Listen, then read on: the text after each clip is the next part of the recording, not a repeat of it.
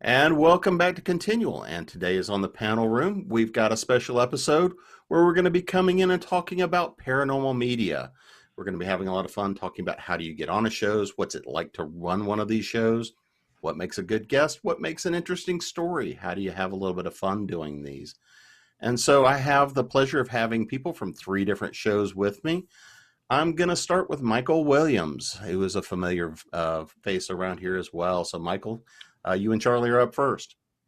Great. I'm Michael G. Williams. I am an award-winning novelist. I write science fiction, urban fantasy, and horror, much of it set in the South or the Southeast, specifically in the Carolinas. And I'm one of the co-hosts and co-creators, along with Charlie, of Arcane Carolinas, which is a show about the strange and unexplained and paranormal and just off the beaten path weird stuff to be found in the backroads and byroads of the Carolinas. I'm Charlie Menshaw. I co-host Arcane Carolinas with Michael. Yeah, we made this a couple of months ago, and we've been having a lot of fun with it. We cover folklore, legends, myths, modern weird, all that stuff. I also happen to do the art, so we do title cards for all of our episodes so that we can create some sort of video content because, we started, what we didn't know was that people would want video. So we had to start making art. So I picked that up since Michael does the editing. All right, and we've got a big crew here from Unearthing Paranormalcy. Hi guys, we're Unearthing Paranormalcy. I'm Amy. I'm Dave. I'm Chad. And I'm Eli. We started this podcast about 3 years ago, and we cover everything under the sun, paranormal, esoteric, occult. I mean, if it's spooky, we cover it, and we just try to look at the different ideas of what could cause these things, and we come at it with different perspectives of the believer and the skeptic, and we cover everything from Bigfoot to UFOs and ghosts and everything in between. So, and last we have Roejen Razorwire from Project Archivist, where I occasionally get pulled in to go play co-host, cause trouble, and then get back out. As much as I can pull you in. My name is Shannon, but I go under the name Roejen for Project Archivist. Project Archivist is a podcast that I started, I think, going on 12 years ago. And we like to look at, as I like to say, the wonderful, the weird, and the strange. We'll cover paranormal, sometimes true crime. I'm more interested in just going out and finding all of the odd and weird things that are out in the world. And when I do touch on paranormal, I try to dig as deep as I can and find the more obscure stuff. Or if I'm going to cover it, I'll try to cover it in a different way that hasn't been covered over and over again ad nauseum a million times. And pretty much I just do it because I like to learn as many new things as I can as possible. And in the process of learning, try to put that out there at the same time when other people are listening. So let's sort of talk a little bit about just the mechanics of getting a show done. I mean, I think this is one of those things a lot of people don't necessarily know is there's actual work involved. It's not just show up, run your mouth, and go away, and things magically show up out there on the internet. There's a little bit more to that. So, Ro, I'm actually start with you first because you crank out a ton of content and do a lot of editing work and have helped with some of the things that we've done as well. So from your side, getting started, I know things have changed radically over 12 years. Mm-hmm. So from your side, what does that look like for you putting a show together? Well, when we first started, the big problem was hosting. I mean, I wasn't one of the people that started in the podcasting. There was definitely people before me. But the big thing was trying to figure out, okay, where am I going to get this stuff hosted? How am I going to record it? What kind of equipment do I need? Where am I going to pull my guests from? What am I going to talk about? Those are, and everybody here has all faced those kinds of things too. When I first started, hosting was really, really expensive. Nowadays, there's all kinds of services that are out there like Podbean and a few other ones that you can get set up and running your podcast for, under $150, $110, and then you can get microphones, and there are a lot of people that are doing it. But when I started, it was like, okay, where are we going to do this for as cheap as possible? Because I wasn't made of money. So how am I going to do this and still be able to put a quality show out there and produce it and all of those kinds of things? Nowadays, getting into podcasting is a hell of a lot easier. You can just go out and find any of these services like Podbean, et cetera, and they'll host it for you. And there's all kinds of people out there that will show you the way. Like a lot of the services now will like, yep, sign up with us. Here's how you get your RSS feed, which is basically your podcast's address. So podcatchers like iTunes, et cetera, know where to find your podcast. Back in the day, you had to go out and figure out what is an RSS. How do I put this in here? How do I get on iTunes? How do I set a blog up to do this? Do I know anybody that can do web developing and stuff? So nowadays it's much, much, much easier. It's much faster. You can be up and running with a show within 2 weeks, as long as you've got your game plan laid out of what you're going to talk about and where your content and stuff's going to come from. So nowadays I look at the people, no offense to anybody that has just getting started. It's like, man, just bless your soul. You've got it so much easier than I did. I kind of have to chuggle, and like the younger generation, oh man, I had to do this, and that. It's like, you have no idea, but great. Go for it. Go do what you're going to do. It's nice that it's a lot easier now. I'll say that though. Get off my lawn. Oh, wait. Sorry. Exactly. Yes. I try not to be the old curmudgeon guy, but then again, I'm also like, me, if there's a podcast out there that's new, like, yeah, come on my show, I'll give you a hand. I help you out. So yeah, So for our crew from Unearthing Paranormalcy, what's it like for you guys? I mean, we can actually see some of your setup here, which is kind of cool. I see the mixing board. Everybody's got the headsets and the mics on. I don't know if how much you guys do with guests versus it's just you guys. I've caught a few of the shows. So what's it like for you guys getting set up and pulling that big of a crew together to come on and do a show? Well, we live together, so he has to be here. Marriage. Dave is my sound guy. He's the one who handles all the board and all that stuff. But basically, we just kind of, even just the beginning of this, we're that young crew that we started out pretty quick and easy. One night, Dave and I were just sitting there and we were like, let's do a podcast. And we were just sat there brainstorming, what will we do it over? And I said, well, I've always been really into the paranormal. I've got lots of personal experiences. So we went at 9:00 at night to Walmart and bought some headphones and we recorded our first podcast. And you can tell when you listen to our first episode how bad it was. And it's been a complete learning experience for us since then. Chad came in on like our third episode, and he's my brother. And then our other brother, Eli, came in on episode like 21 or so. But we've had guests, and some of the guests stick around. I mean, that's both Chad and Eli started out as guests, and they just have become part of the team. Most of the time, our guests will reach out to us through Instagram, Facebook, send us emails and say, hey, we'd love to be on your show. And that's how we started out. And we've got a couple of other podcasts that we actually have worked with multiple times that did just started out as a guest appearance. And now we do show collaborations every once in a while with them. Dave's also our lead researcher. So we pick a topic and he does most of the research, and then we just come and add the banter. Show up and heckle. That's the one I do well. So, Michael, you and Charlie are kind of pulling the new one here together over the last few months. What's it like now? Because, I mean, I know you've done some stuff in the past, but now you're pulling together. What are you really trying to accomplish with the show now? Yeah, my first podcast was 5 years ago, and it was, record on my phone and have like a microphone that plugged into it and things like that, and do everything in person. In the current circumstance, the name of which I will not say, we can't record in person. So Charlie and I use Zoom, and I do all the editing in Amadeus Pro, and Charlie does the video editing and puts together the art and things like that. And we host it all in Libsyn. I mean, I podcasted in an era when I did have to learn how to edit the settings behind the scenes in WordPress to make an RSS feed work correctly for Apple and make it work for everybody else. But these days, it's all pretty much just like turnkey stuff. You tell it what platforms you want to appear on, and Libsyn takes care of the rest of it in a way that is really refreshing and fortunate, and did not exist when I started with my first podcast. So I feel you. That's been really good.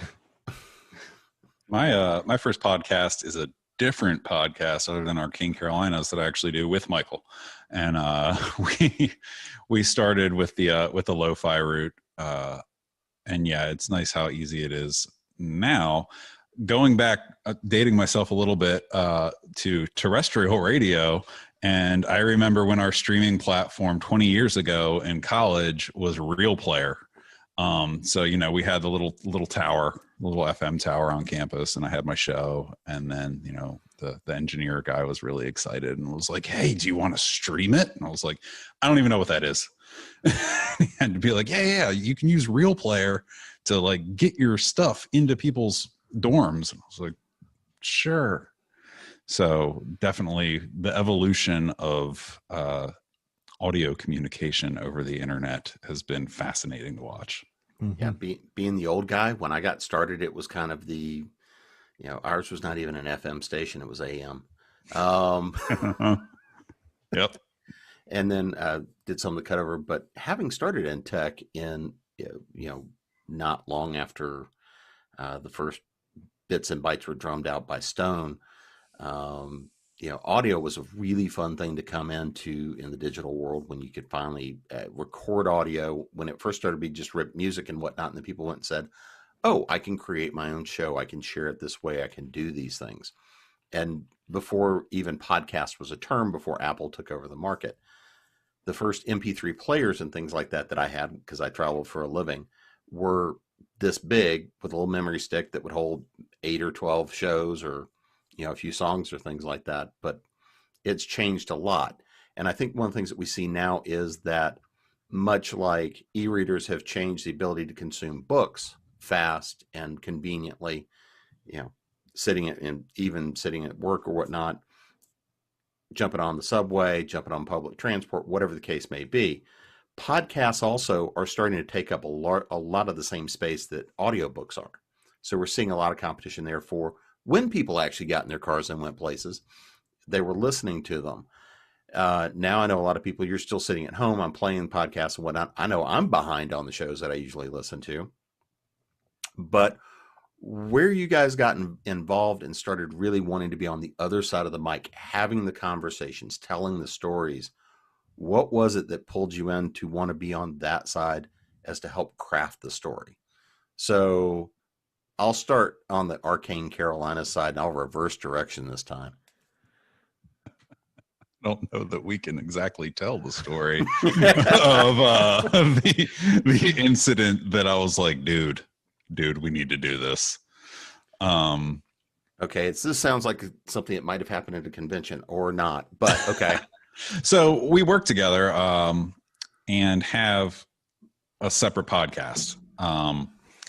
And that is very much a professional endeavor and very serious. And we have fun with it, but it's serious. I was driving down the road and saw something absurd and was like, that's definitely not what it appears to be on the surface level. And I called Michael and was like, hey, do you think it would be fun to do a podcast about all the weird crap that you see, like on back roads and by roads, and like tie in like cryptids and like every weird story that you can think of in the Carolinas? And he was like, yeah, that sounds awesome.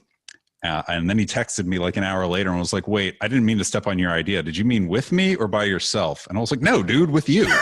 Like, we have nice to be sure. Right. We have the equipment. We share interests in paranormal and weird occurrences. So it just seemed to me to be a natural fit, something to do in our off time. And like as coworkers, we'd had conversations about things like the X-Files, stuff like that we both enjoy.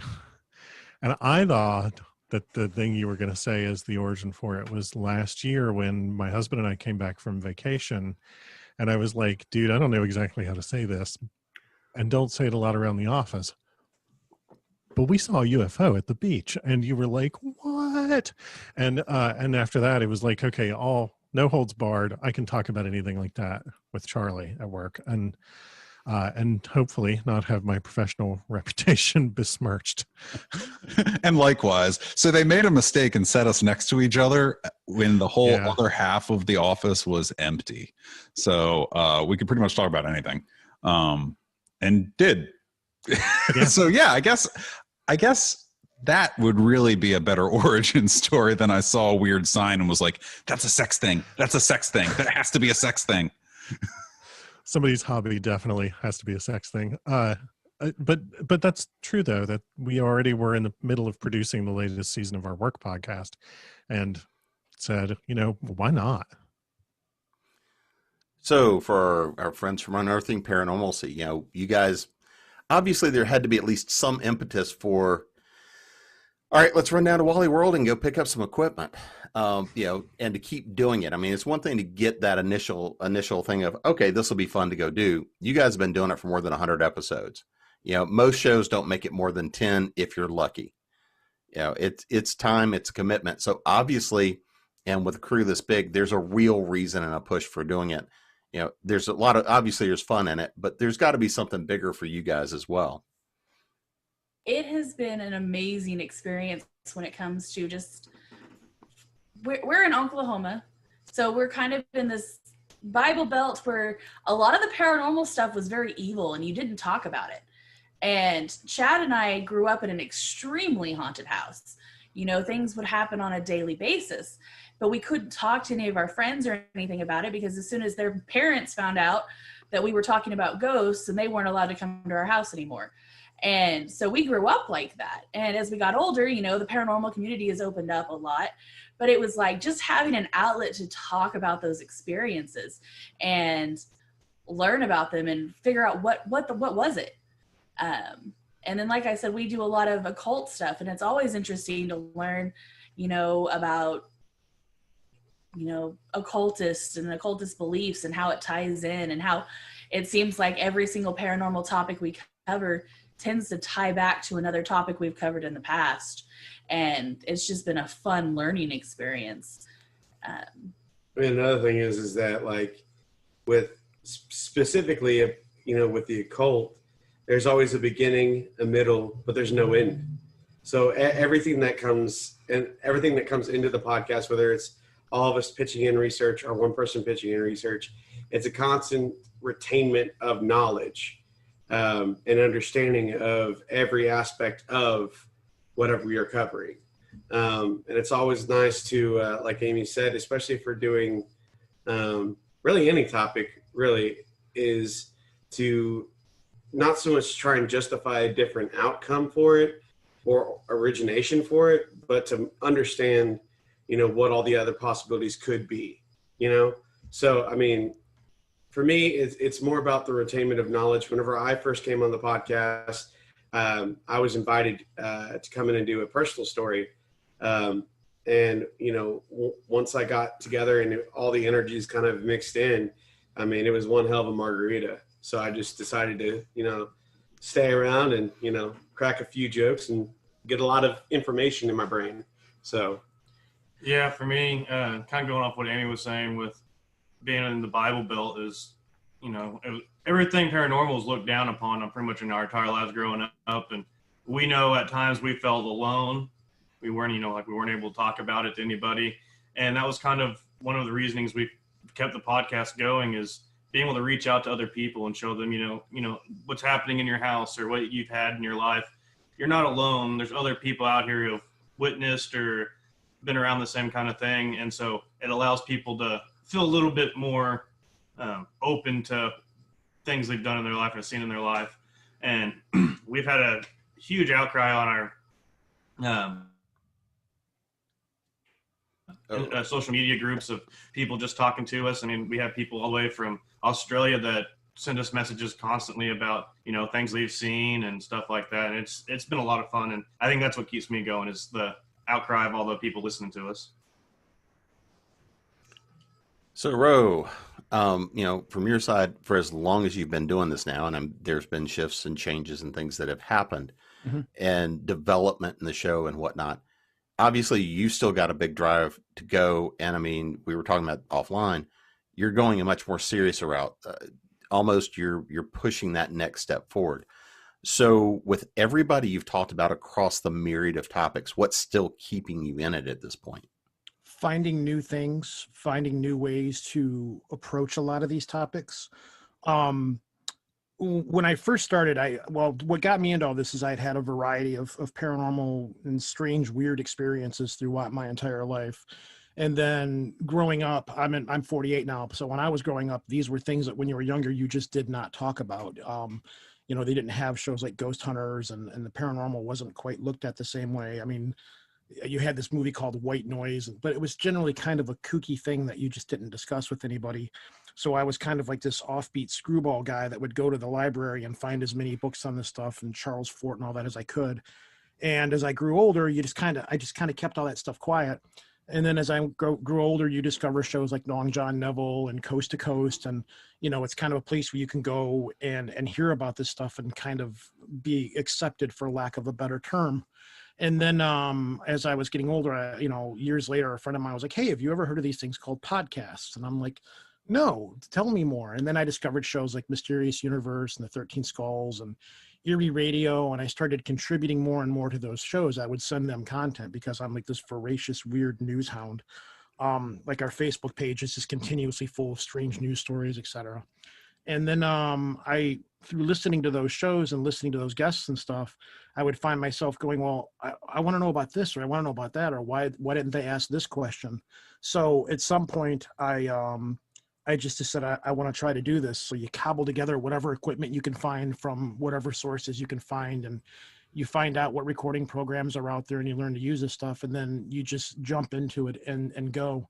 And as you guys have both experienced with your shows evolve over time. You know, the shows that you're doing in the beginning are way different than the ones you've moved along to.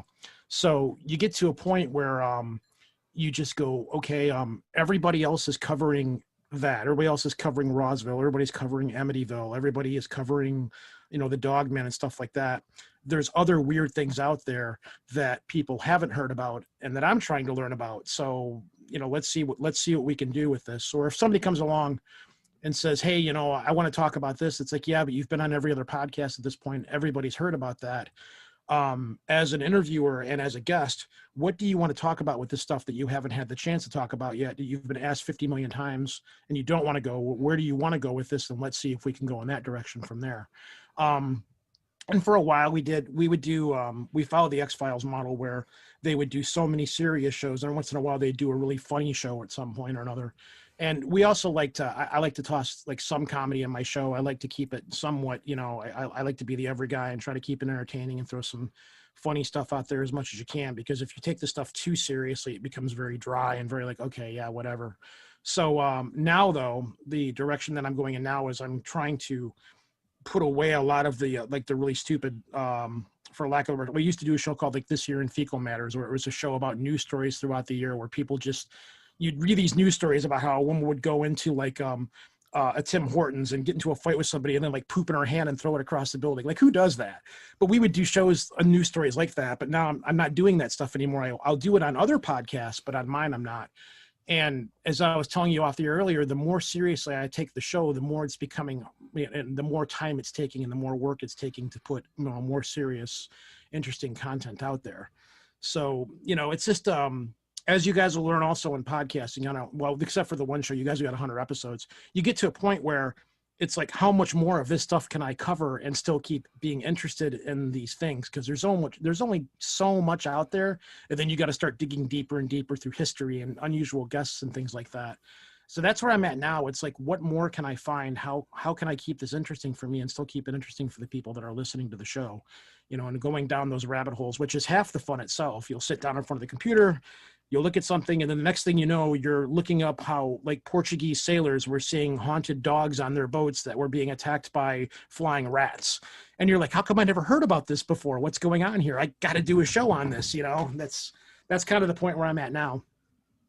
That's how books are created, by the way, is you fall in the wrong rabbit hole, and the next thing is you've got that. Yes, or you start doing drugs. Well, that too. Or both. Sometimes both. Sometimes both, yes. It could be both. Yeah, exactly. That's how we got Aleister Crowley. I like really, really feel what you're saying there, because I think that Charlie's experience has been that if I say, oh, I'll take care of writing the history lesson for one, then he's like, great, I don't have to do a thing, because I'll wind up down some weird 45-minute long rabbit hole. But that's half the fun. But it is. That's a lot of the pleasure of it. And then you're like, wow, I need to share this with other people because I didn't know about this. Maybe somebody else does it. And then you got people listening, scratching their heads going, wow, what the heck is this stuff? You know? Yeah. What Michael hasn't figured out yet is that that's very intentional on certain topics where I'm like, there's a lot of stuff here. You should take that one. Yeah, hey, I'll grab that one. I'll pop out of the ground 500 yards from here on it. Like a lot of what we talk about is that same experience. I definitely, having grown up in rural Appalachia, I grew up in a place where I was told repeatedly the supernatural and the paranormal are real, and they're dangerous, and we never talk about them, and they are the worst term anything could have applied to, that could be applied to anything, which was they're unchristian.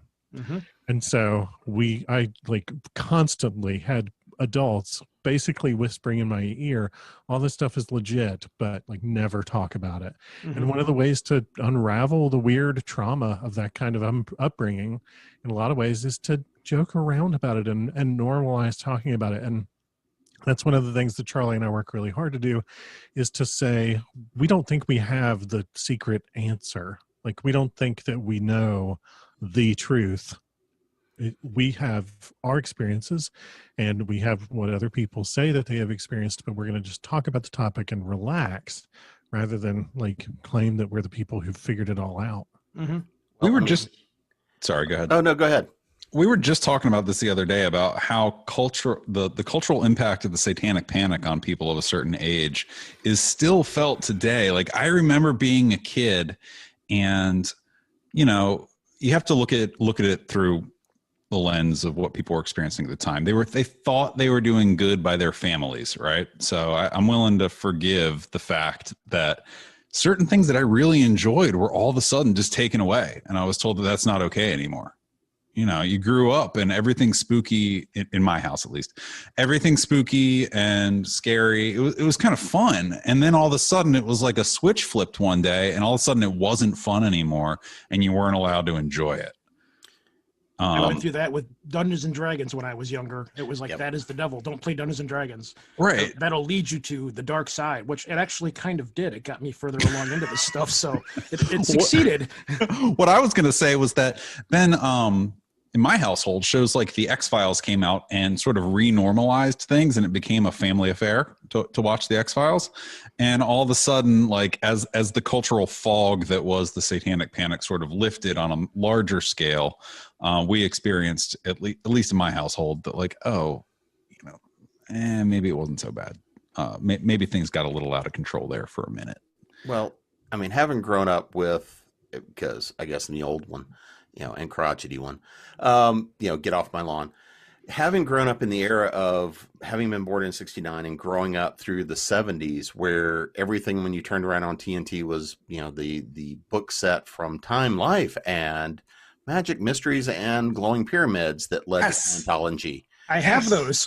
And, you know, Leonard Nimoy, I was like, thank God Spock is telling us the reality about, you know, and so much of the In Search Of series was so much fun to watch. So I think one of the things that we do with this program is talking about story and storytelling, because everything, when you get down to it in paranormal, occult, all of this fundamentally boils down to the story. It boils down to the narrative. It boils down to the experience. And so I think that's one of those things, is a lot of the time is frequently there's really not a whole lot of something you're going to point to and say, here's the hard scientific evidence. This is the hard facts of this. We can do this kind of test. We can do this level of study. You know, if we go back and look at things like the Tesla and Edison wars are always one of those things that fascinated me. But late in life, both of them were actively working on spirit phones and communicating with the dead. These sorts of things. The story is what ultimately is important, the story and the experience. So from story and experience, let's grab one here, you know, from everybody from your shows. What's one that came from somebody else that still touched what you guys are doing? Who wants that one first? I guess I'll go. Every once in a while, I haven't done one lately, but I do like to have shows where listeners will write me and say, hey, this is what's happened to me. And I'll do a show called Tell Me a Story, where I'll have them on and they'll tell various stories. We had one gentleman on the show, and this one still sticks in my head. It's him and his buddy, they lived out in the rural, I don't want to say countryside, but they lived like in a small city or what have you. And they were driving into town, and as they were looking up, they noticed a giant hovering potato over top of their city. And I was like, a potato? And they're like, yeah, it was a potato. It wasn't, it was a UFO, but it was a giant baked potato. And went into great detail describing it. And those are things that stick out to me because everybody has the stereotypical, we saw a disc, we saw this, we saw a triangle or what have you. It's the really strange, high strangeness that really cues out to me because it's almost like something's there poking at you saying, oh yeah, well, explain this to somebody, get somebody to believe this story. Like you might be able to tell a buddy, yeah, I was driving down the road, like what happened to me several years ago. You're driving down the road, and you see a small circular pattern of lights very slowly float over your car and go off the distance. I go, okay, you might be nuts, but I've heard paranormal. I've heard UFO stories before, what have you, and you get a little tease, oh, little green men, etc. But you can't exactly sit down and tell somebody in a setting, hey man, me and my buddy were driving down the road and we drove under a floating potato that was floating over top of our city. Because then it's like, all right, well, if it were a UFO, you'd get laughed at. If you tell somebody you saw a flying potato, how do you react to that? What do you do? It's like, how high were you? Yeah, exactly. That's the was it question. Still wrapped in the foil? No, it was not wrapped in the foil. I believe that was one of the questions that I asked him. Yeah, he went to big detail. And of course, I did tease him a little bit of, but because it was just such a strange story. And you hear stories like this. I was referencing someplace else on another podcast, I believe, where we were talking about a gentleman was sitting in his house and an alien had walked, stereotypical gray alien had walked through his living room, walked his refrigerator, grabbed a can of Dr. Pepper, opened it up, and walked out the door. And that's another one of those things where it's like, how do you tell somebody that? Okay, yes, I've had an experience with aliens or something like that. All right, you're a little nuts, but we've heard this before. There's something to that. You don't tell somebody that an alien walked into your house, grabbed a can of soda, and then walked out the door. Like how do you go about telling somebody like something like that? It's so fantastical and farcical that it's like, do you believe this guy because it's so nuts, or who makes up a story like that? I'm not going to sit around and come up with stories about carrots that jump out of my television set and start stealing my Xbox controllers away from me or what have you. Because that's oddly specific. Yes, exactly. I'd like to explore that. So is seeing a flying UFO, baked potato flying over top of your city. Well, based on a conversation Friday night on something else, I may have an explanation for you about the flying potato. Okay. Yeah, we discussed the fact that potatoes really should be the symbol for the Illuminati because they've got all those all-seeing eyes. So, thanks. You'll be here all week. Try the prime rib. It's great. Tip your waitresses. They're working hard for you. All right, I got that one out. Sorry, had to work that one in. But that's one of the main ones is when I hear stories like that when the guests come on the show and tell these really farcical, just I don't know, just nutty stories. Those are the ones where I kind of go, either you're lying and you're a really good storyteller or something so genuinely bizarre happened to you. It's where I question, like, is this the trickster element where something is out there just poking back at people going, all right, you're interested in this stuff. Let's just see how far we can push you to a point where we're going to show you something that you can't possibly tell somebody. So now you have to deal with this. Have fun with that. And it just kind of sits back and puts its hand behind his and kind of chuckles at you, Yeah, my personal life goal is to become a poltergeist to screw with people. It's more of a death goal, frankly. It's an end game there. This should not be a shocker to you guys. This should not be a shocker. All right, who wants to go for another one? I've been talking a lot, so I'm going to defer to Michael for Sure. our portion. So, one thing that immediately jumps to mind, this is not the specific answer that I'm about to give you, but a more general comment, is that literally within minutes of telling people that we were going to make a show, we hadn't even made it yet, people started saying, oh, you've got to talk about whatever, and telling us weird stories that they had experienced, or telling us their favorite legends from South Carolina. A fraternity brother from college that I talked to probably once a year, literally within minutes had shown up on Facebook to tell me that we needed to talk about the South Carolina lizard man, which we had already planned to do. But that's the sort of thing that, like, everybody's got a story like this and they are desperate to share it or desperate to hear somebody else share their take on it. To be specific, though, we recorded an episode that at the moment that we're recording this is not yet out, but it will be possibly by the time you publish this. Anyway, we did an episode where we talked to Tally Johnson. He's a writer and ghost hunter and paranormal researcher in South Carolina. You know him, Jim. I know. And he's been on Project Archivist as well. We did a show with Tally. Mhm, yeah. Oh, okay. And so we talked to Tally, and he told us some great stories. And one of the things that struck me in the course of it was he sort of declined to consider himself a quote unquote serious paranormal researcher. And there are so many people who do that sort of work, and they don't think that other people will take them seriously, or they don't think that their experiences are big enough or flashy enough or have a big enough effects budget or whatever to be worth, quote unquote, sharing.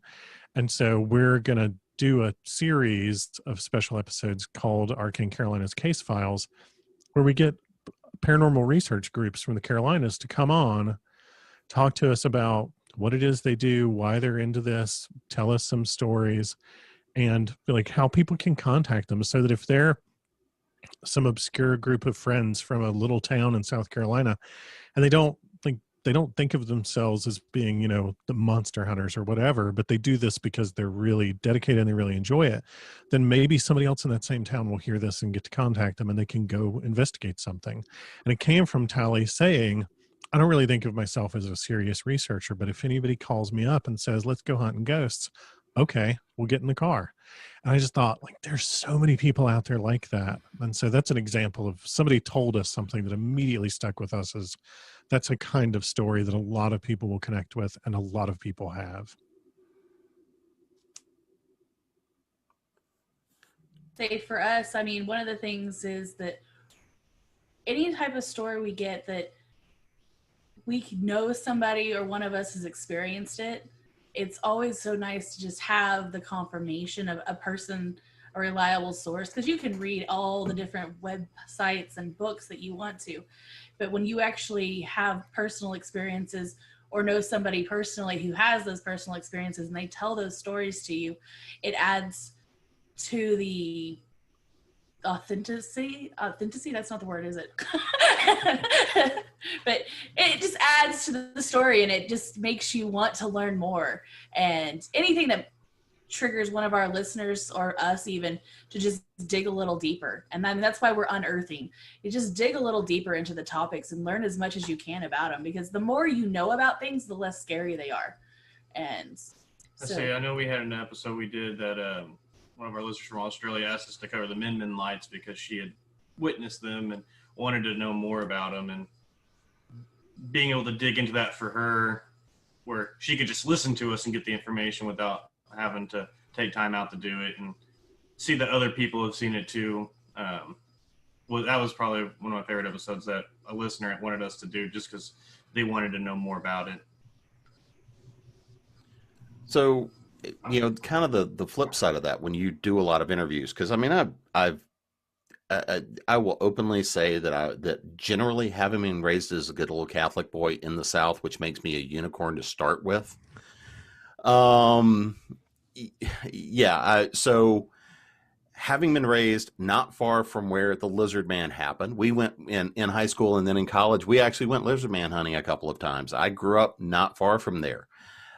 We had fun with that. At some point, I have a lizard man versus Bigfoot story that's going to maybe be published, even though it sort of blew past that one.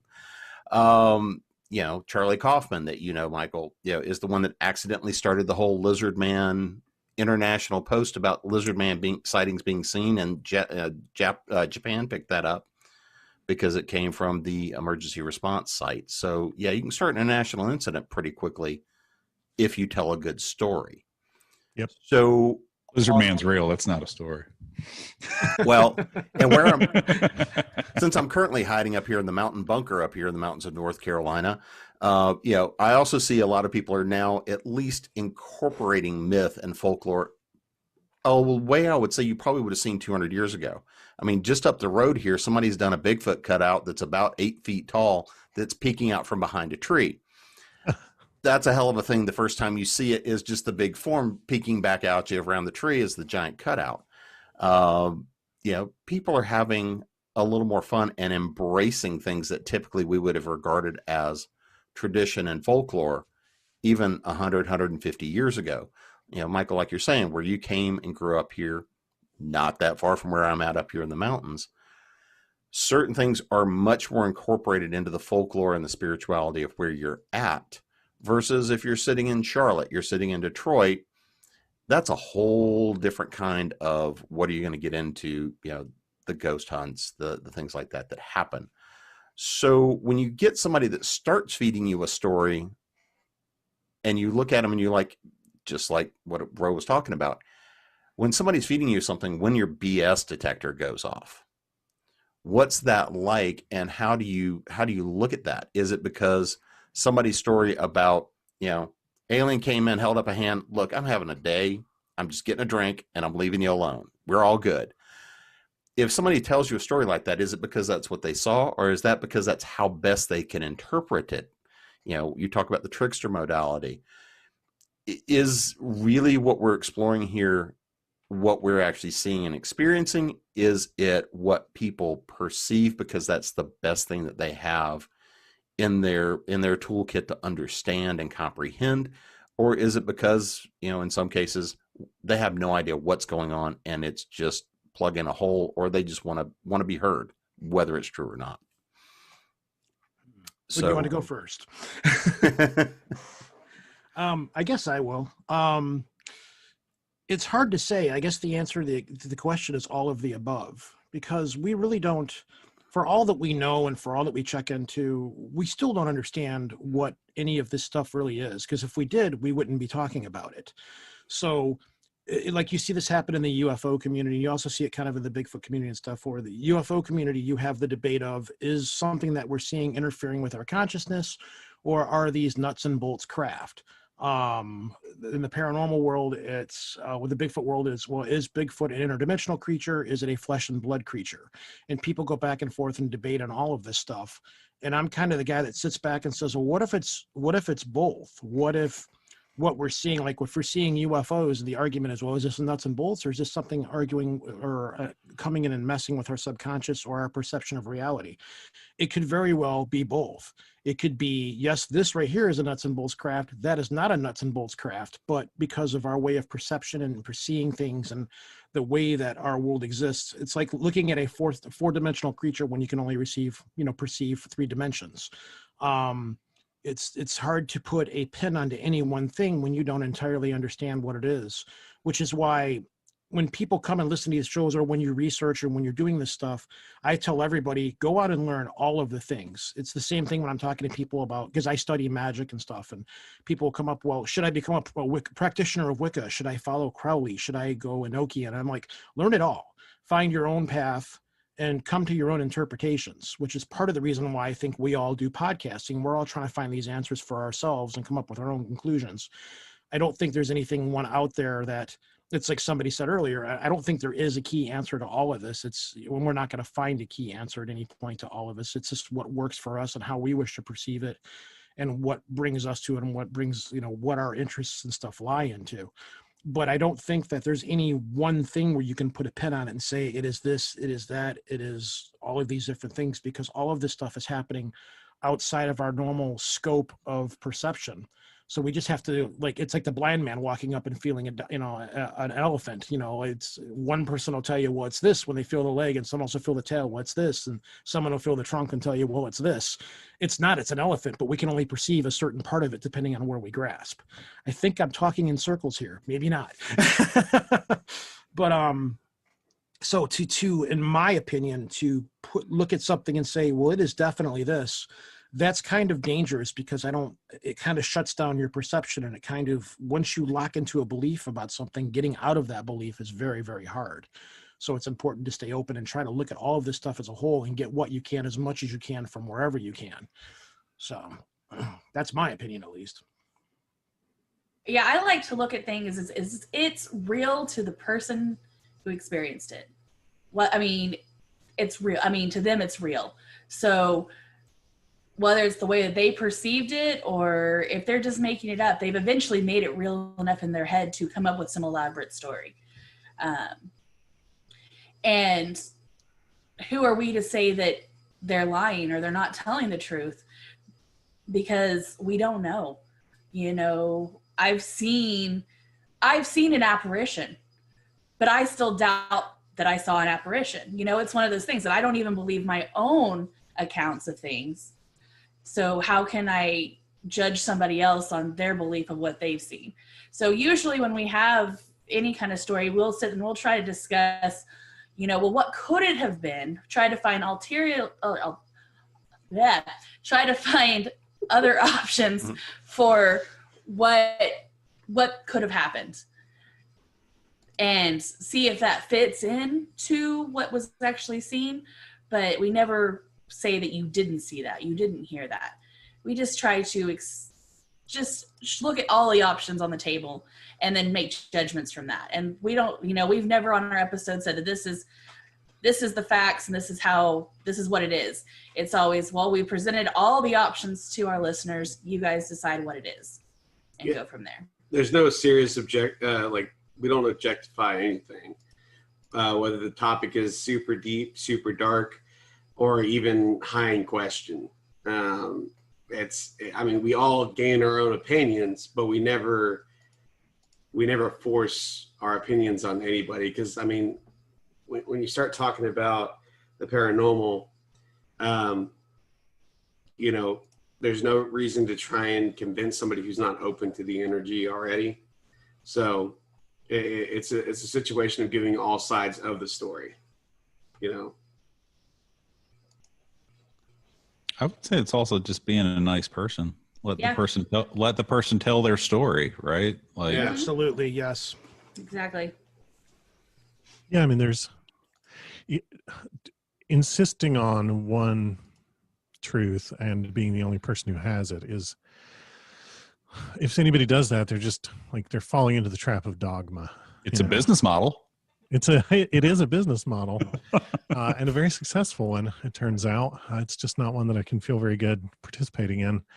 But, you know, people who want the dogmatic answer, I think, have missed the point of a lot of the joy in these topics, which is the joy of finding the questions. You know, I just said to Charlie, you know, like, I don't want answers. I want all the questions.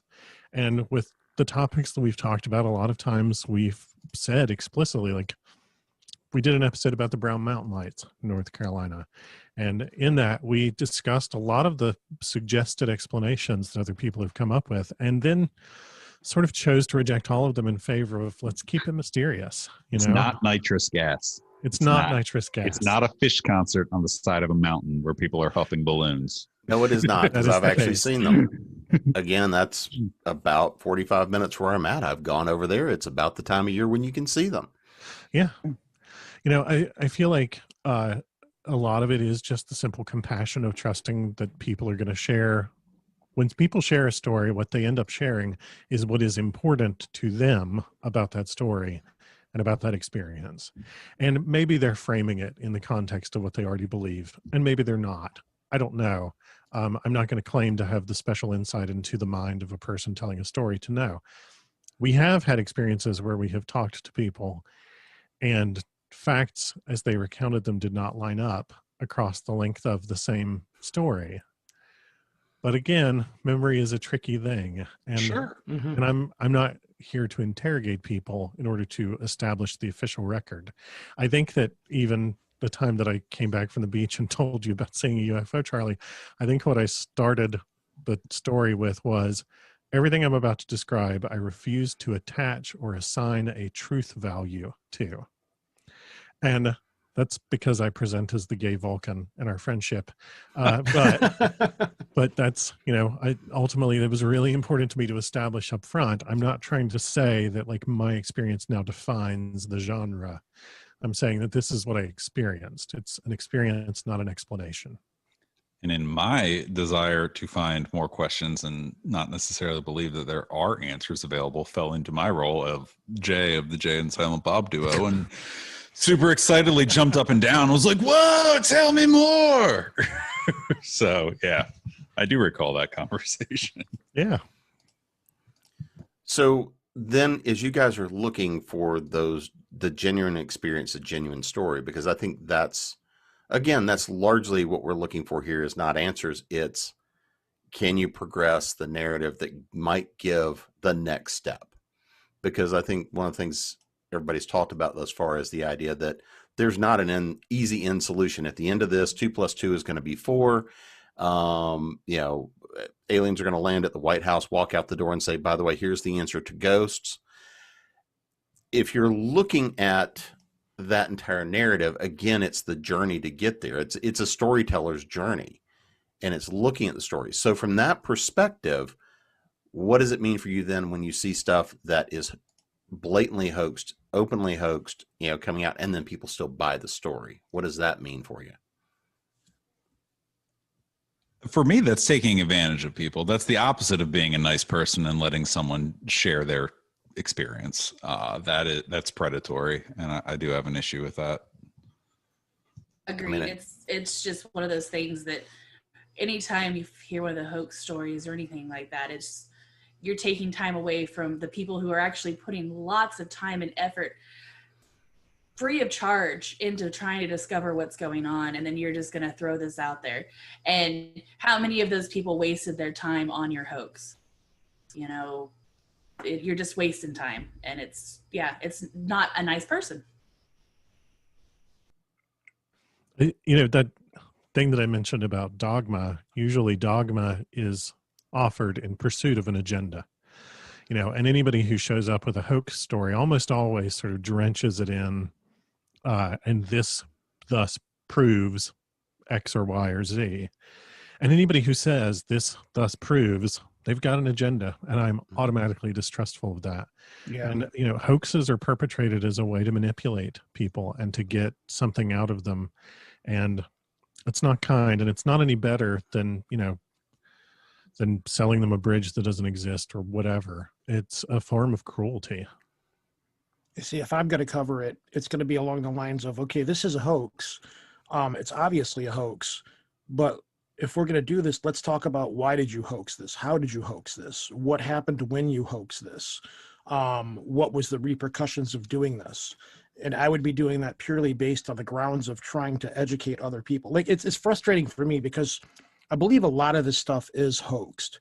But I do believe that there's nuggets and kernels of truth. And I do believe that things are going on that we can't explain, or else I wouldn't be doing this kind of stuff.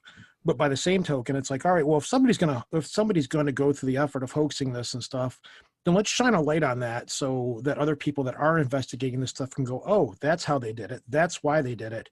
So to be able to educate people, this is how you spot a hoax. This is what's going on here. So when you see something like this, question that, make sure your ducks are in a row.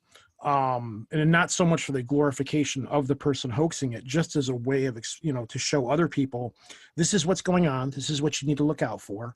Hoaxes do happen, and it's, I don't want people believing in things that are obviously hoax. Like, we've all seen it where something will pop up on Facebook and it'll keep making the rounds, but because we're all podcasters and we've done the research and we see this stuff, it's kind of frustrating to see that happen, where it's like, no, this isn't real. Don't pay attention to it. This is why it's fake. But there are things out there that are cool to still go out and check into. Plus, by doing that stuff, it gives the skeptics that are the snarky jerks more fuel for their fire. They can go, oh no, all this stuff is fake. Here's a great example right here of how this is fake. And it's like, well, just because that's fake doesn't mean that everything else is fake. That right there, and that right there, and that right there. Yes, those are fakes. I get it, but that doesn't mean that we shouldn't be going out looking at this other stuff. So when the big fake things come up that happen, it's important to shine a light on them to show people, hey, yes, this is fake and this is why, but don't let this discourage you. Don't let this pour water on your fire. Keep going and keep investigating. Just be aware of what's actually going on. Like, we saw this happen this last week with the, and I know everybody saw it, the blimp that was on the side of the freeway. Everybody stopped and looked at it and was like, what is that? It's a UFO or whatever. Well, it turned out it's a blimp. So, but in the meantime, there was that big fervor of, look, UFOs are real. Here's a UFO on the side of the road and stuff like that. It's like, okay, that's a blimp. Yeah, okay, we get it. But there's still other things out there you can keep going for. Don't let this discourage you. Joseph Ryan of the Duke Parapsychology Research Institute spent his entire career, very well-funded career in academia, doing that exact thing, outing hoaxes while still pursuing the truth behind what he labeled as ESP. It's a fascinating read. And I back what you just said 100%. And there's, historical precedent for people sharing that attitude.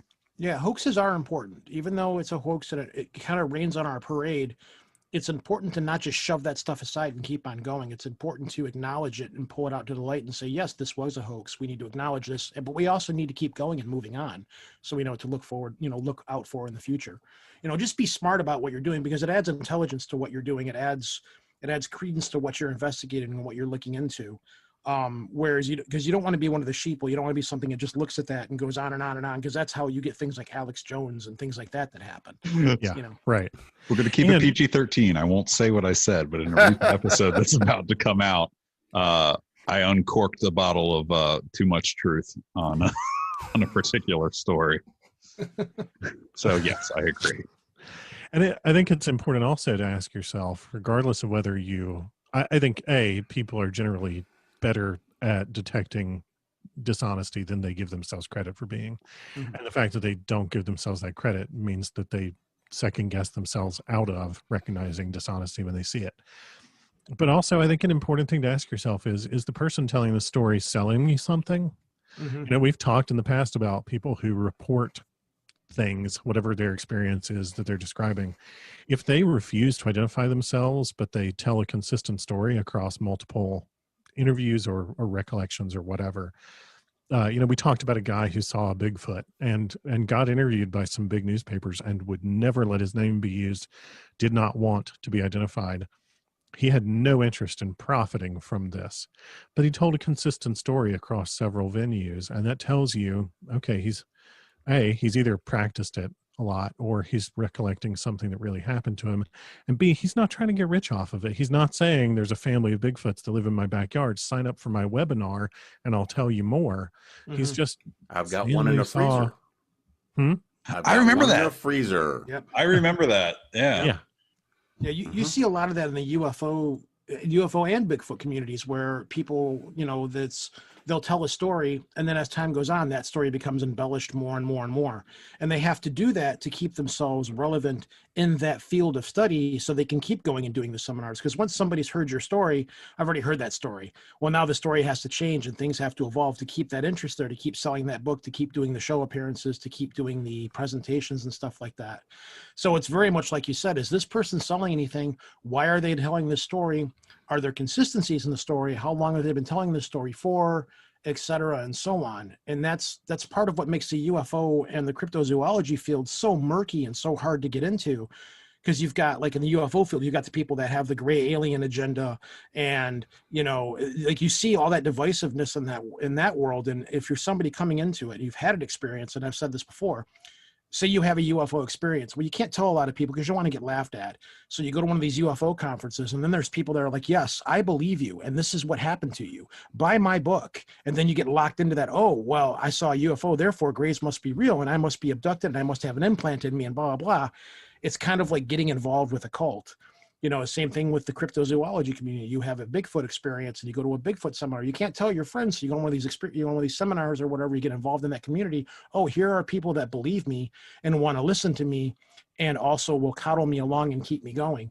So, you see these people that tell these stories, and it's like, are you for real? Like, are you just giving me a line of garbage here to get me to buy your books and stuff? And it's very easy to fall into that trap. Again, this is why exposing hoaxes is so important, to say, watch out for this, stay away from this, keep investigating, but pay attention that this stuff happens. Yep. So from you guys' viewpoint, if we now look at, because all of you are coming at this from a passion standpoint. So, and we've touched on this a little bit, but what if you look at the commercial side of this industry? Because it has definitively become an industry because of the coast to coast and all the rest of that sort of thing. And we've seen people that have built very large businesses around this. I'm never going to fault somebody for creating a business around a passion or anything along those lines. But do you think that this is also, if we look at something like TTSA, and AJ, I'm sorry, we're going to pick on TTSA. But if you're looking at things like this that are definitively, I mean, TTSA is a media company. Let's be honest for what it is. If we see that people are doing stuff like this that are or aren't necessarily being as honest about what they're doing and what they're diving into, you know, how do you think that hits up against what you're doing and the people that you attract to you, your shows, your programming, versus the stuff that's more commercial that you look at and you go, I can't believe somebody just bought that crap? You think Tom DeLonge's a patsy? My Useful personal idiot. answer is yes, but I think he's a useful idiot. I would Useful agree idiot. with. I do think he's a believer. When we talk about TTSA, I think it's worth saying that I think I will be a fervent Tom DeLonge defender here. I think Tom DeLonge really believes. Mhm. I do as well. I'm not disputing that, but again, for what they've built a company around it, I don't think it's 100% genuine about what they're doing. No, I'd agree with that. Nobody else wants to pick on him. I like Tom DeLonge. You can make fun of him all you want. I know he's ridiculous. Like, it's fine. I'm actually not. saying. Let me add this one piece. I'm actually not picking on him because I give him a lot of credit because he created a company and a foundation to come and try and address an issue, because I believe he does believe what he says. Mm-hmm. The other question is, when all the rest of the people that you have running your company are intelligence agents, former intelligence agents. Well, I also don't believe he wrote any of those books. I think he might have been like, yeah, this is cool, I approve it, and like checked a box. Well, A.J. Hartley writes the fiction ones. Doesn't he get like a co-author credit or something? Yeah, he gets co-author credit, and I hate getting old and senile. Writes the nonfiction. He gets a co-author credit. Okay. But it's the co-author credit. He's not writing the books. Yeah. So, I mean, I don't fault As a him. kid, I don't fault him a company for creating something where they can generate revenues and create awareness and publicity and the rest of this. I'll agree with you that he's getting played by those people. I like the guy. He's a knuckle. I grew up riding skateboards and listening to his first band, so kind of a fan. And when he launched that, I was like, this is ridiculous. So I guess that's my response to your question, right? Like, it all depends on who's behind the company. If I believe that there's a useful idiot that's being taken advantage of, I won't necessarily hate the effort if it comes from a good place. I have never given them $1. Any TTSA stuff, never given them $1, because you can kind of see through it. But I don't hate them. I guess I vote with my wallet, I guess, is how I handle those companies. I have a personal pet peeve with an individual that owns a museum in Las Vegas, who I think of him as the paranormal's answer to a frat boy, who just goes out and buys all of this stuff and puts it on display in a museum without any real respect. I don't know, maybe you guys from over on Unearthing will agree with me because you're more along those lines. This is a guy that comes along and just buys all this stuff and puts it on display in a museum as like a sideshow attraction kind of thing without really paying any respect to where it came from or what it is and the stories that affected those people's lives. People like that annoy me when you get, they do these paranormal shows and stuff, and then they just go out and like kind of capitalize on what they find. And at that point, it's like, you're cheapening. It feels like they're cheapening it. I don't know. How do you guys over there feel about that particular? You know who I'm talking about? I'll refer to him as Bilbo. we refer to him as the Ghost Bro. Yeah, exactly. Yes.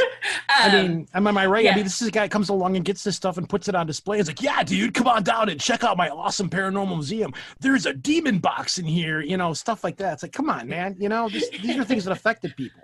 Exactly. Yeah. Some of these things have a tragic past, and you have to kind of respect the history of whatever object it is. And yeah, I cannot stand him anyway. And as soon as you started talking, I was like, I know who he's talking about. Yes. God. Yes. He is the paranormal frat boy. He's the dude that sits around like drinking all the beers like, dude, let's go out and let's go fight a demon, and I'm going to make a museum, and and there's a crowd of those kind of people that it's like, what, I really don't want to deal with those people, but it breeds that, which goes back to, that would be the kind of person that would go out. He doesn't care if it's a hoax or not. It's just, is it going to draw people in? Is it going to draw people into this kind of stuff? Look at where he did it. Exactly. It's the perfect place for it. I think context really, really matters when you're evaluating people's attempts to commercialize this type of stuff. And again, I said vote with your wallet. You don't have to give them any money. Nobody has to give them any money. Michael and I are really hard on reality TV people. Excellent. As that really strikes a nerve that is lined up with exactly what you guys are saying. Anybody who's looking to get a TV show on the Travel Channel or whatever, as we're the cool, exciting next wave of ghost hunters with cameras and a need to fill 20 minutes of content twice a week. I have very little respect for that. I have a lot of respect for people who are like, hey, this is fun and I want everybody to be able to talk about it. But I don't have a lot of respect for people who use that as the way to draw me in so that they can stick their hand in my pocket. Yeah. When it comes to the paranormal shows, some of the original ones that came out, they were more realistic to where they would have cases that nothing happened. And if you've ever been on a paranormal investigation, that's what you're going to get most of the time is nothing. And then viewers started dropping off. That was why then it was like, oh, we got to jazz this up in some way, shape, or form. And at that, because like you say, real ghost hunting, real investigating is often very boring. It's often just walking around with flashlights, and many, many, many times nothing happens. I had to laugh. There was that show on, it was investigating UFOs. And it was always like, and if you'd have been here that night underneath this tree, you would have saw a light here. And it's like, I get what you're doing, but this really isn't a good format for a television show because, you're going on investigating a UFO that happened however long ago. There's nothing here you're going to see right now unless you're just telling a story. So, it's kind of boring. But with these shows, they have to keep doing things to spice them up. And at that point, it's like, okay, is this fake? I know a guy, John Tenney, he was on a paranormal show. He's local for me. And he was telling me about how they came out and told him, okay, we want you to go inside that house and tell them that their house is absolutely haunted by a demon or something like that. He said, no, I'm not going to do that. I don't think that's what this is. I think there's a person in this house that's having some kind of issues in their life or so forth. This isn't something that they need a demonologist in here for. They need a psychiatrist or a self-care or something like that. No. You need you to go in there and tell them that. And we're going to make this episode more of what it is. And when you hear these stories, you're like, nah, this is about getting people to watch. And it's dangerous because these people will watch these shows and go, oh, this is what ghost hunting is. This is what this stuff is. And then like you said earlier, like, okay, everybody wants to go out and get their camera and have their 20 minutes of fame. Fortunately, that stuff doesn't last very long. Once people get into it and they see what this actually is, it's kind of like, meh. The frustrating part is that because of these shows like Ghost Hunters and the things that these shows do, it propagates this artificial, it makes the paranormal something that it isn't. And it makes it more spooky than it doesn't need to be more spooky. It's already weird as it is. It doesn't need to have this stuff done to it, but it fosters this false impression, and it makes more paranormal bros and frat boys and things like that. Everybody wants to be the next paranormal star or some kind of shape or another. And it's like, all right, go do your thing. It gets frustrating when you see it. So I can't watch it anymore. I'm like the other guys here. It's like, I can't watch any of this stuff after a while. It's like, yeah, I've seen all this 100 times. I'd rather go out and do the work myself. Well, there's a difference between like emphasizing the enjoyment of the topic and having fun with it and ultimately making the topic about oneself. And people like that are ultimately making the story about them. So someone that does not make it about themselves and does put the work in, but also has a commercial product, like somebody like Leslie Keene in her UFO book, Generals, Pilots, and Government Officials Go on the Record, which is sort of considered a classic, I guess you would say, in that genre of paranormal topics, UFOs. Leslie Keene was very dry about it. Like, here are the facts. Here are the interviews. This is what people said. Here are the photographs that they provided. I have a lot of respect for that sort of monetization of topics, and I will absolutely support that research. Yeah. Well, and again, I don't think monetization is a sin. If you're writing books, if you're producing content that's quality and exploring it, I don't see any problem with getting paid for that. It costs money to produce. Yeah. It costs money to do all of these things. As a novelist, I love it when people pay money for books. Well, yeah. But I hope that they'll pay money for good books. Shout out to our Patreon backers. We'll keep doing cool stuff if you give us money. Yeah, you know. So I kind of want to hit one last thing here as we're getting ready to wrap up. And it's all about the community you guys are building, on each of your different platforms. So, if you're looking at, like the Project Archivist Facebook group, if you're looking at how people can reach out to you now globally from all over the world and come to you with a story, how important are your communities to you in terms of what you've been able to build as a community with the show?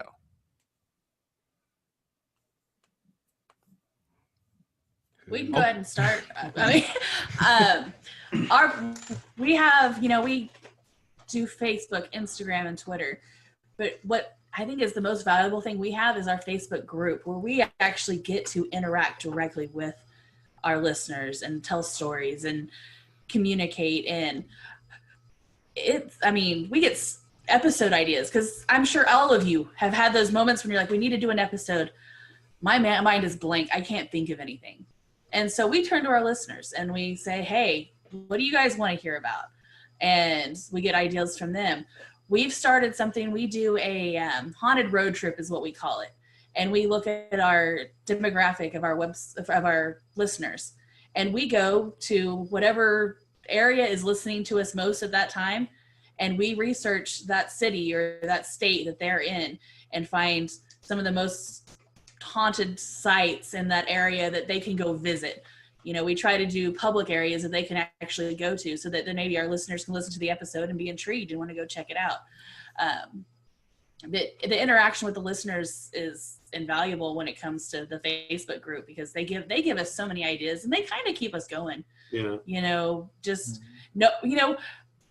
The demographics show people listen to our podcast, but we don't ever see those people that listen to our podcast. So it's nice to be able to talk with them on the social media and, put names to stories and just make it so we're not talking to just mics. We can see that there are people who are listening to us. Okay, we even have listeners who have made like little snippets of like cut together pieces of our banter, or when someone would say something stupid, they cut it and make a 2-minute audio file of it and send it to us. And it cracks us up every time we get something like that. And it's cool that we have, there's people who are willing to do that and they enjoy what we do, and just being able to communicate with them. And sometimes, we're just goofing around with them and, we're making jokes and sharing. We share a lot of memes in our Facebook group, but overall, just the communication back is a lot of fun to deal with.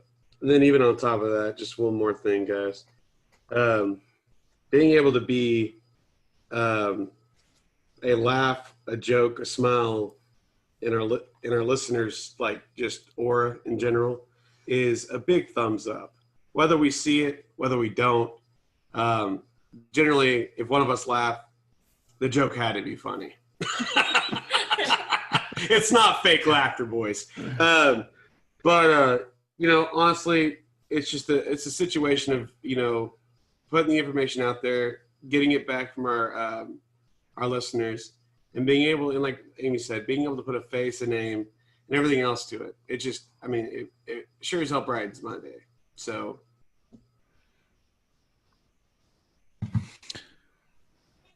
We're kind of building our community from the ground up right now, because we are so new compared to the other two shows that are on here. And the way we're trying to do it is through the approach Michael mentioned, which is the Arcane Carolinas case files, where we have reached out to a number of what we believe to be reputable paranormal investigators. We hope they're reputable. Fingers crossed. We hope they're not Bilbos.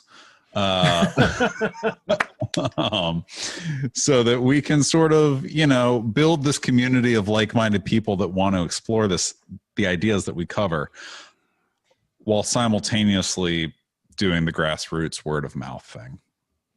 And also the fact that by nature we have scoped ourselves to a specific geography. Yes. I think that means that those communities are literally important to us, because those are the places, the geographical communities are the places we're talking about. But also B, it means that people who are interested in Arcane Carolinas tend to have some sort of connection to Carolinas, and it's something where they want to hear about places that they recognize from their lives, and that tie to geography has turned out to be really strong for a lot of people. Yeah.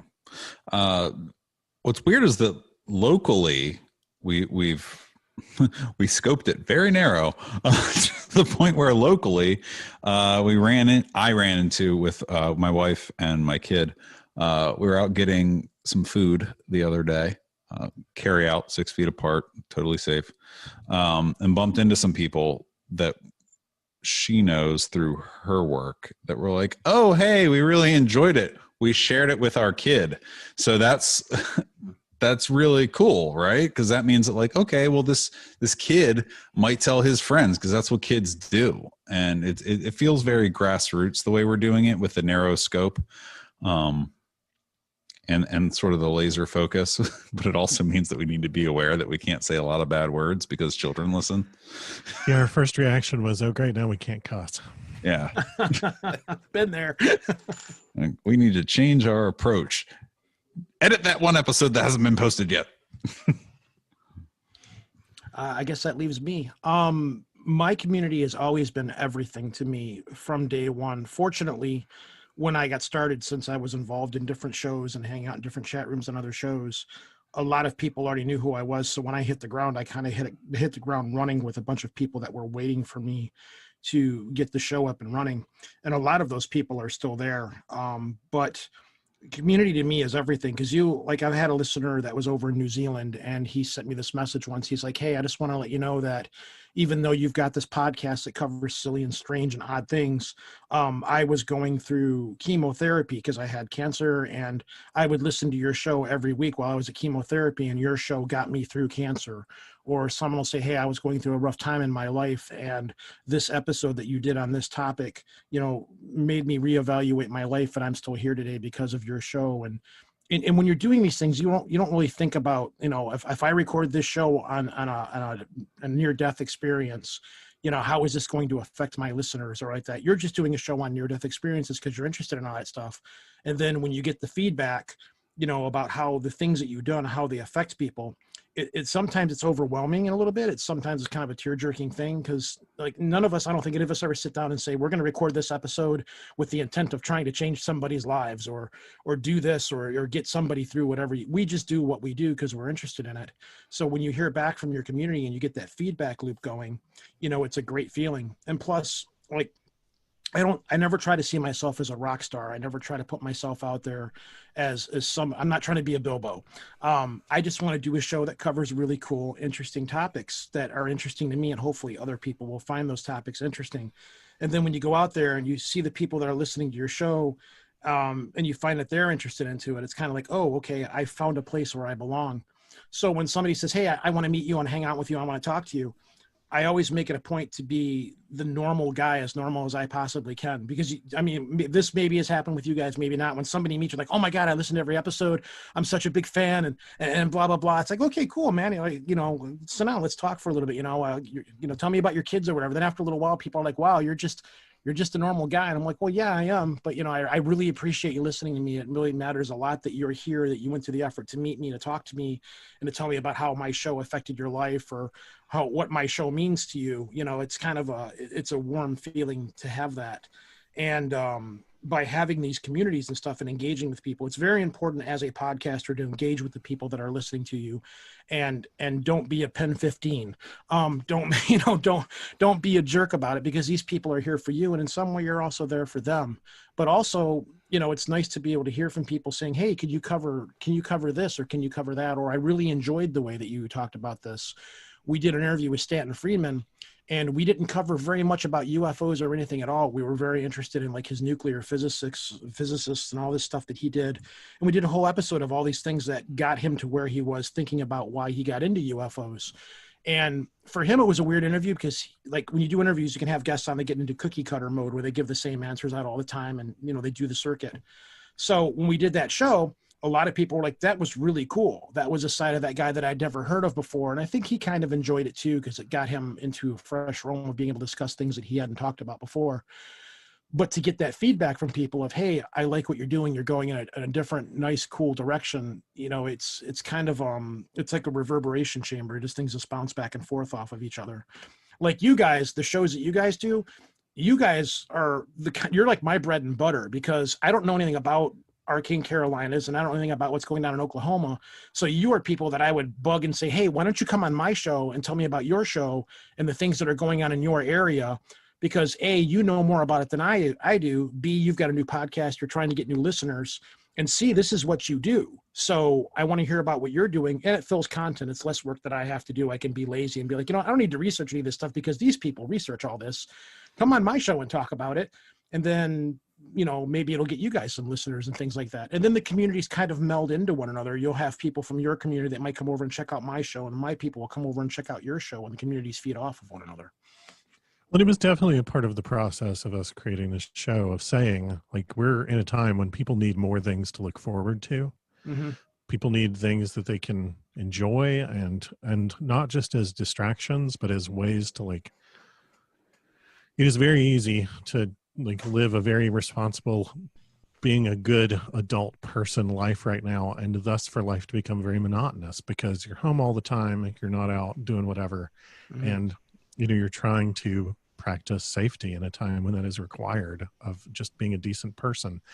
And so, like, people need something to look forward to and feel like time is advancing and that there is a future out there that involves fun things still. And, you know, I'm not claiming that we're, you know, like, descending from on high with the ability to, like, do that for people, but we can be a part of it, and there may be people out there who really get that from it. And I felt like as soon as we launched the show, the fact that we got a huge response from people being very enthusiastic about having a new way to talk about things like this told me that, you know, I was right, that people do welcome that, like, 15 minutes of having something awesome to think about in the middle of a circumstance where it is possible to spend the entire day thinking about things that are solely the opposite of awesome. With that, and being part of a different community too, outside of where their everyday lives is. You know, they can go to our group's Facebook page and interact with us. And then, like, my Facebook page, probably the same with you guys. You have listeners that they know each other and they become friends with one another, and it becomes its own family unto itself. You know, and you can just kind of sit back and watch that happen and be like, wow, you know, and your listeners become friends, and they in turn become a kind of a family of their own, you know, and having people listening to shows and becoming involved with that, people want some kind of community outside of their normal lives, the day-to-day bustle of raising kids and paying bills and doing, you know, being mined on social media and so forth, you know, to be able to have what we do as an escape for people. You know, and it's important. That's why I think it's important that we do what we do, and we do it right, and we do it with respect and everything. So, you know, as long as what we're doing is different and we're not being Bilbos, you know, that's important to me as well. That's going to be like the new slur, right? Yeah, like, it's the Bilbo. Don't be a Bilbo. Don't be a Bilbo. That's how we wind up creating a giant meme. So, so our friends in Oklahoma, I know you guys have got something to say. What I was going to say is, anyways, what I was going to say is, at least for me, understanding what we mean to other people and what other podcasters, you gentlemen in general as well, mean to people. We, like, whatever we're covering or whatever podcast we're presenting, for me, it allows people to leave the normalcy of their life for just a moment, whether it be an hour or 2 hours, and listen to the deep concepts or deep facts or even deep ideas of what the particular subject is. You know, I mean, I know for me, you guys probably don't know this, but I know for me, I'm not winking at you gentlemen right now. I'm currently only have one eye. I lost that last year due to cancer. And one thing I can say is, either listening to our podcast, because I do that a lot because it's a hoot and holler, or going off and just finding a random podcast to listen to. It allowed myself to take my situation and kind of put it on a higher ground, or leave it alone for a second, and to kind of just put my mind and wrap myself around a new idea or a new concept. It's a beautiful, beautiful, beautiful way to connect with people from different backgrounds, different people who have different ideas, and allow everybody to come together and kind of just show, what their ideas about the concept or the subject. It's a beautiful, beautiful thing that we all do. We talked a lot about community and what we hope that the podcast does for people, but you just made a really good point that this is a form of self-care for us also. Very much so. We're all in the pandemic. We're all in our life circumstances, whatever they may be. This should be fun. It is fun. Right. Right? Yeah. Like this should be fun. So I'm glad that you brought that up because that's an awesome point. Thank you. Well, and the fact that we've all been sitting here for an hour and 20 minutes talking about some arcane topics, but able to have fun with it and laugh about it and recognize it for what it is. But there's a lot of seriousness to it. And I mean, I think that's the key to this is community at the end of the day. Well, I appreciate you guys spending all this time with us. I want everybody just let everybody know where we can find your shows and anything else you want to push. So Michael, I'll let you and Charlie go first. You can find Arcane Carolinas in all the expected our podcast apps and on Spotify. And our website is www.arcanecarolinas.com. Go Charlie. You want a free sticker? Send us an email, arcanecarolinas@gmail.com. I will drop it in the mail to you the day I get your email. Yeah. And I was going to say, I keep cutting you out and stepping on you. I was going to say, Michael's got to push books too. I mean, there's michaelgwilliams.com. Finish up, Charlie. We have social media accounts. Everything is at arcanecarolinas.com is sort of our web portal. If you go there, there's links to everything. The link to, LinkedIn. I hate LinkedIn. We're not on LinkedIn. The Instagram. You should. Oh, the Instagram, the Facebook, the Twitter, all that. We try to vary the content across the platforms because we understand that not everybody uses. I'm not on social media. The podcast is, and I understand that different people use different platforms. So we try to create different content for each platform. We'll see how long we can keep that up. But again, the big takeaway is if you want some free swag, send me an email, arcanecarolinas@gmail.com and say, Charlie promised me free crap because I'm the mail guy. And if you want to find my books, again, I write award-winning horror, science fiction, and urban fantasy, and you can find every link to everything that I've got at www.michaelgwilliamsbooks.com. Unearthing Paranormalcy. Where can we find you guys? You can find us on all the podcatchers out there. We've also got our website, umpnormalcy.com. And we're on Facebook, Instagram, and Twitter at umpnormalcy. We're all a little too old for Twitter, so we don't use it too often. But we have it. And then our email is umpnormalcy@gmail.com. I guess that leaves me. You can find my show at projectarchivist.com or Archivist if you prefer to say the name properly. I'm on Facebook. You can find our Facebook page there. Any place that you find podcasts, you'll find us. I think we're on Stitcher now. I think that we are also on Amazon Music. I just got an email saying that I'm on there. I don't remember signing up for it, but hey, I'm getting old. Just go out there and look for us and you can find us. I think you can just type at this point Project Archivist into Google and it'll pop our show up there.